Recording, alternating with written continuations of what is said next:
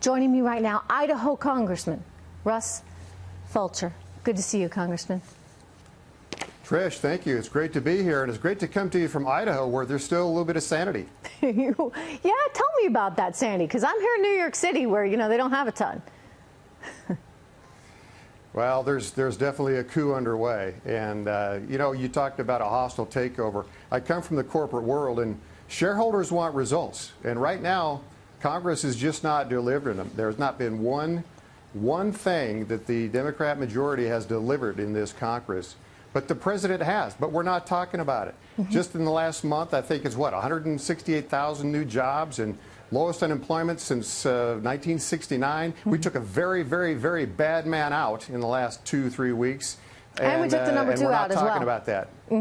So that's right. So talk to me about the corporate analogy then, because I think that's kind of interesting. You come from the corporate world. I come from the business economics world. So I tend to try to look at things minus all the emotion, minus all the hysteria of politics. With all this in mind, if you were a shareholder right now and you had a CEO who was performing and you had great earnings reports, one after another, you just look at those jobs reports, you look at the increase in wages, you look at the labor participation rate, you look at the stock market, wouldn't you say, okay, this is a well-performing CEO? I don't think we need to go in and completely retool, remake this company because it's doing kind of okay. And yet that is exactly what the Democrats want. And I don't think shareholders, or rather American citizens, those people out there in Idaho, I don't think they want it. Am I right? Well, Trish, you need to understand the real reason that this has all come about. In recent decades, there's been a network, a parasitic network, if you will, where bureaucrats who've been there 10, 20, 30, 40 years, they've got this system put in place that they get things done, largely partnered with the Democrat Party. They get things done by circumventing the rules, by having their own network in place. Then a guy like Trump comes to town, and he stirs it all up. And he starts firing people and shifting things around. And in the intelligence community, for example, heavy and bureaucratic personnel, Comey gets fired, and McCabe, and then Brennan loses his clearance, and so that parasitic network gets threatened. It makes them threatened, and when they're threatened, they do desperate things. They're in desperate mode right now.